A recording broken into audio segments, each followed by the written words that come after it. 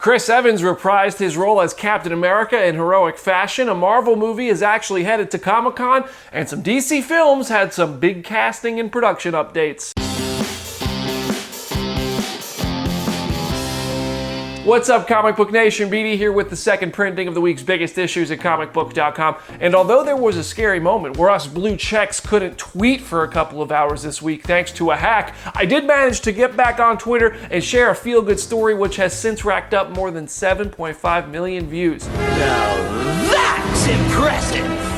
This video you're seeing, that's Chris Evans talking to 6-year-old Bridger as Captain America. Bridger became a hero earlier this month when he saved his sister from an attacking dog. He knew he was going to get hurt in the process, but he did it anyway, probably saving this little girl's life because that's what heroes do. When I saw this story, I immediately thought, I need to use the network I've been fortunate enough to build in my time here at Comic Book to get in touch with Chris Evans, who almost instantly sent this video back, and we were able to send it to the family and make Bridger's day. First of all, I want to say it's been really nice reading your comments about how I helped make this happen. A great change of pace from how that @CK Comedy guy is the one you love so much. You love me. You really love me. But I would really like to point out, I do believe Chris Evans would have found a way to connect with Bridger with or without me. I really did the minimum to connect the dots, and I hope that inspires you to make others happy however you can.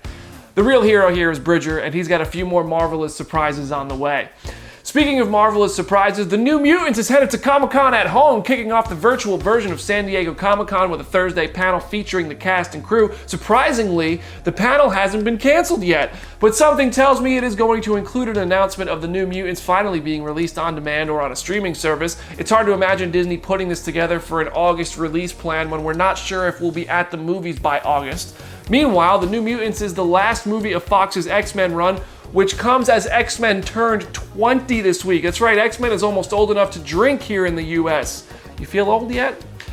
What year is it? Bad news, Disney Plus revealed its August release schedule, and unsurprisingly, The Falcon and the Winter Soldier is not on it as originally planned, so the possibility of having an entire year with no MCU content is truly upon us.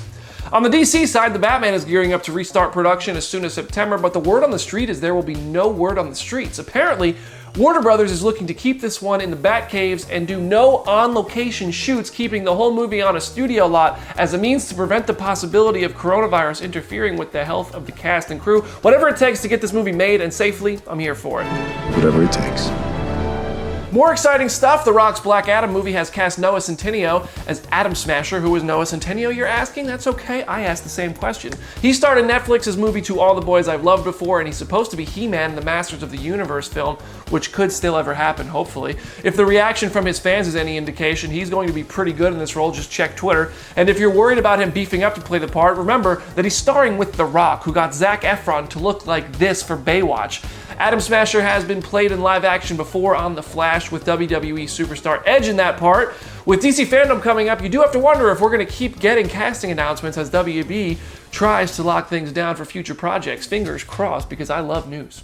And finally, on the comics front, the Watchmen are headed back to publishing. A new Rorschach series is on the way, and as you would expect, people are divided about whether or not they're excited, annoyed, or just don't care. It's scheduled to start publishing on October 13th as a 35 years later sequel to Watchmen, but again, no one really knows if this is a good idea. I guess we'll see. Only time will tell, my friends. That's your second printing of the week's biggest issues at Comicbook.com. I challenge you to tag a friend in the comments and say something nice about them. I'll smash the like button for you. A compliment might just change somebody's day. Make sure you're following me on Instagram at BrandonDavisBD, and I'll keep you updated on the latest dreams coming true for our buddy Bridger, and maybe even throw up a cute story featuring my dog. For more, head over to Comicbook.com. I'm BD. I'll see you there.